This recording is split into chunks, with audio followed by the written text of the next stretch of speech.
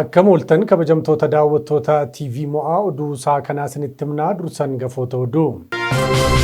Muummeen ministeera Itoophiyaa Dr. Abiy Ahmed yaa'ii BRICS irratti hirmaachuuf Raashiyaa galanii.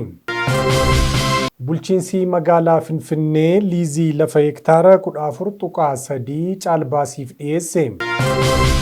Maanguddoon Arsiidhaa maatii 500 horan galmee dinqisiisoo Afrikaa irratti galmaan du'aan boqotan kan jedhan hangafoota oduudha. Oduu waliinaan Efreem Malkaamuuti gara oduu bal'inaan qabanneetti dabarra.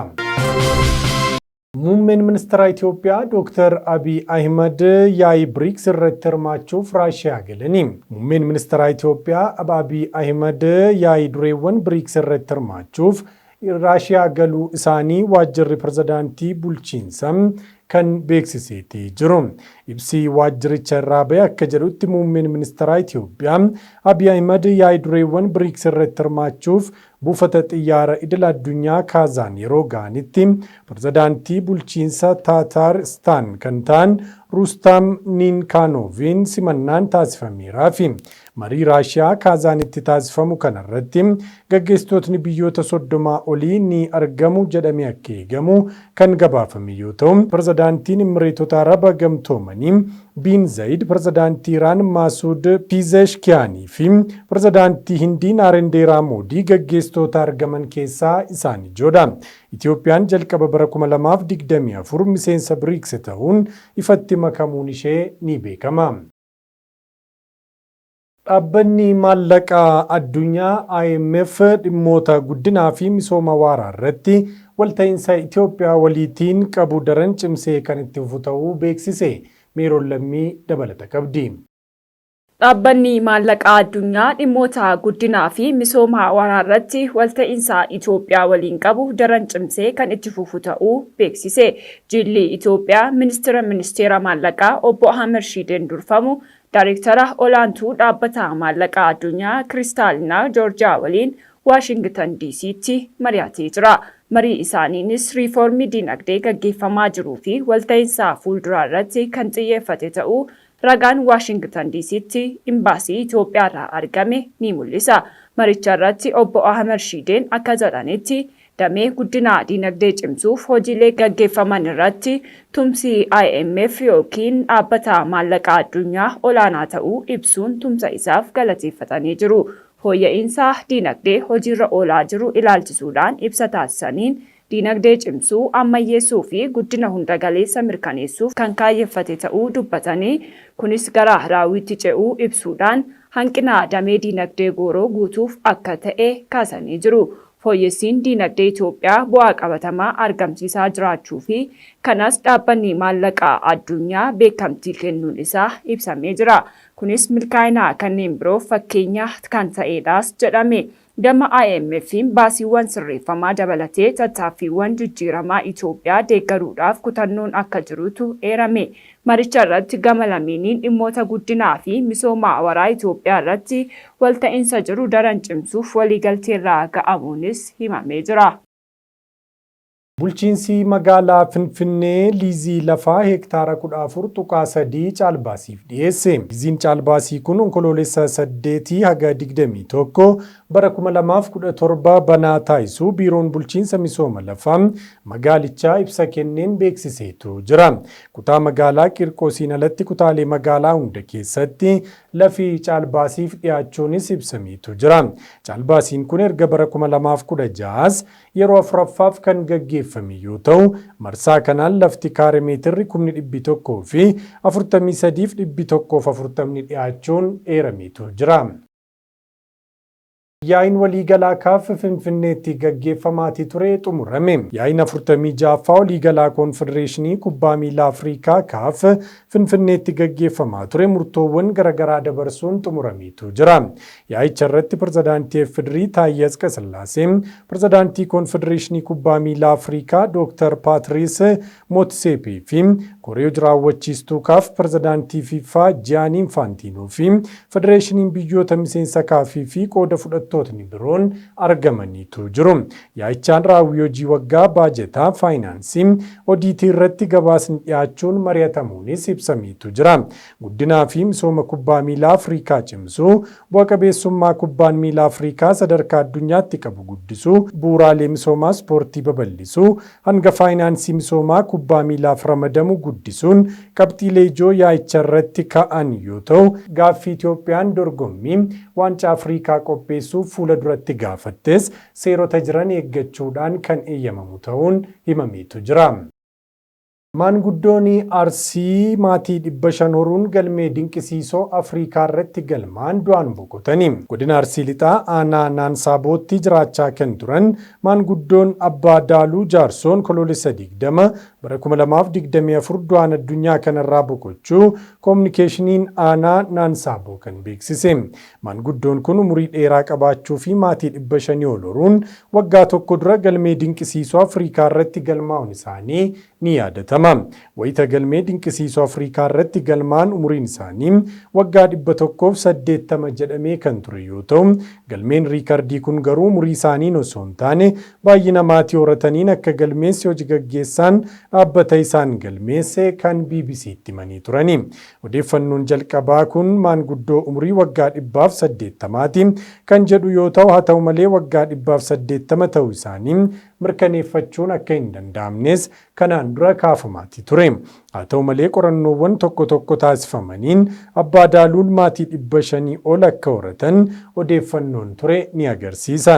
Haaluma kanaan gareen galmee dinqisiisoo Afrikaa waxabajjii 18 bara 2023 gara aanichaatti maluun maatii maanguddoon kun horataniiru jedhame qabatamaadhaan arganii erga mirkaneeffatanii booda galmeessuu himanii ture. Israa'el ammallee kaaba Gaazaarraa gargaarsa dhorkaa jirti jedhame Hewaan Shumaa dabalata qabdi. Israa'el ammallee kaaba Gaazaarraa gargaarsa dhorkaa jirti jedhame. Hoogganaan dhaabbata biyyoota gamtoomanii baqattoota Filisxeemiif Israa'el ergamoonni gargaarsa namoomaa nyaataa fi qoricha dabalatee dhiyeessii murteessaa ta'e qabattee kaaba Gaazaa akka hin galle dhorkuu itti fuftee jirti jedhan. Hospitaalonni haleelamuun ibsaa malee kan hafan yoo ta'u, namoonni miidhaman ammoo kunuunsa malee hafaniiru jechuun Filiippi Laazaariiniin toora X irratti barreesse. Akkasumas dahannoowwan dhaabbatichaa hafan hunda garmalee sababii baqattootaan guutamanis uummanni mana fincaaniifaa keessa jiraachuu dirqameeraa jedhan. Akkasumas gabaasa namoonni baqachuuf yaalaa jiran ajjeefamaa jiru jedhus eeranii jiru. Waraanni Israa'el loltoonni Haamaas deebisanii of ijaaruurra jiru jechuudhaan kaaba Gaazaa keessatti waraana torbaniif itti cimsee geggeessaa jira.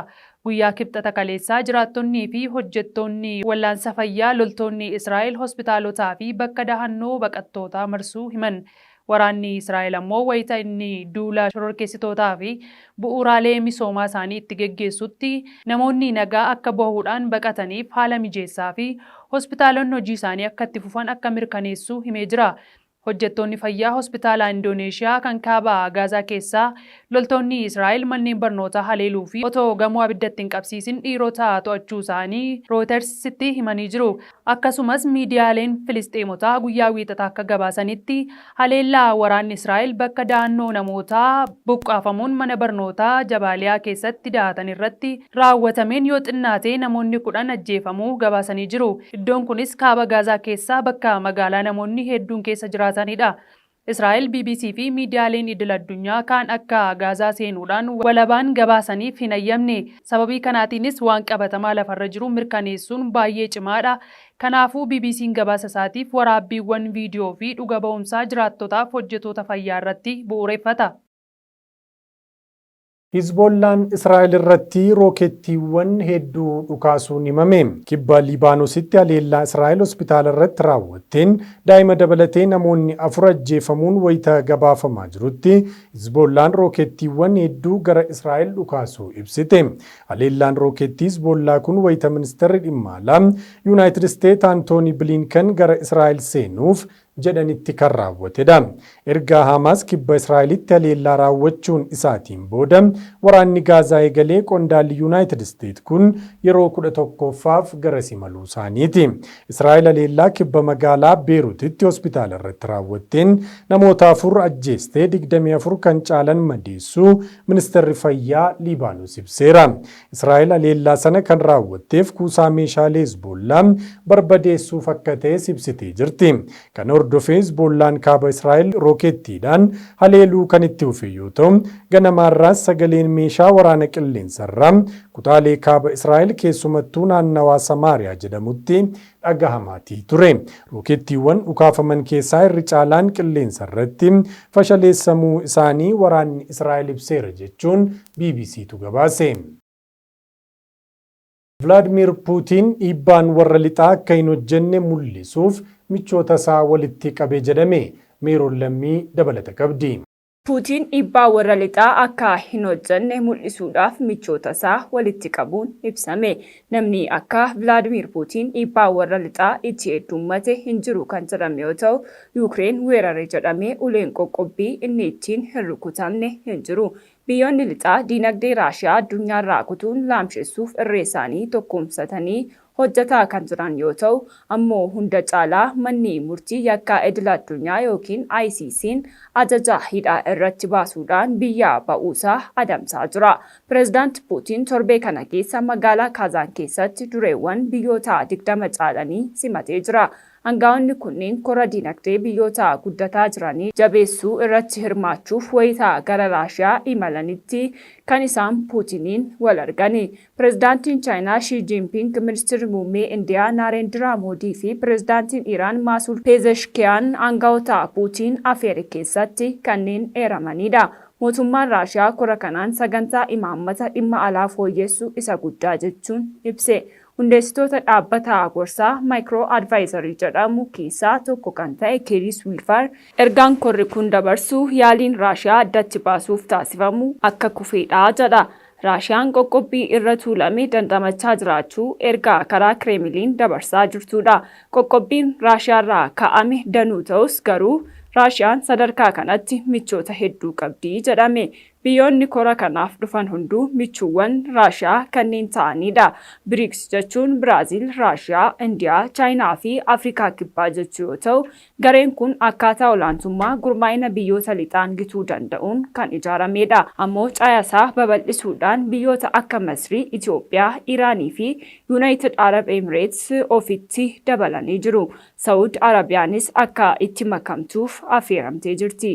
Biyyoonni BRICS baay'ina uummataa addunyaa keessaa 45% kan qooddatan yoo ta'u, dinagdeen biyyoota miseensa ta'anii yoo walitti ida'amu doolaara tiriliyoona 28.5 ni caala.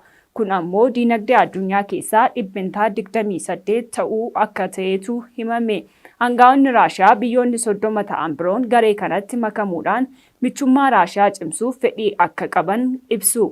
Biyyoonni yaada kana qaban gaariin koraa BRICS irratti kanneen hirmaatanidha. Kaazaan keessatti torbee kana korri BRICS waa'ee dinagdeedhaan addunyaa irratti olaantummaa qabaachuu irratti kan xiyyeeffatu yoo ta'u, Pireezidaant Vladimir Puutiin dhiibbaa warra lixaa dura dhaabbachuudhaaf biyyoota miseensa BRICS kunneen of jala oofaa jira. Kireemliin koraa BRICS kana akka carraatti fayyadamuudhaan biyyoonni hirmaatan bakka doolaaraa maallaqaa biraa fayyadamuu irratti akka walii galanii fi haala kanaan warra lixaa gabaa keessaa akka baasan irratti kan xiyyeeffatu ta'uu gabaasni BBC'n qabatee ba'e kun ni addeessa. Kanneen yaada kana qeeqan ammoo miseensota BRICS gidduutti adda addummaan yaadaa dhalachuu kaasuu irratti argamu. Oduu isaa kanaaf qabannee goolabuu keenyaan dura hangafoota isaanii irra deebi'uutiin isin yaadachiisa. Muummeen ministeera Itoophiyaa Dr. Abiy Ahmed yaa'ii BRICS irratti hirmaachuuf Raashiyaatti imalani.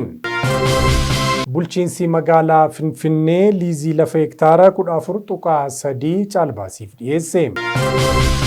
Maanguddoon Arsiidhaa maatii 500 horuun galmee dinqisiisoo Afrikaa irratti galmaan boqotan kan jedhan hangafoota oduu turanii oduu waliinaan Efreem Malkaamuutiin ture qophiileen TV mo'aafan biroon itti fufuu turtii gaarii.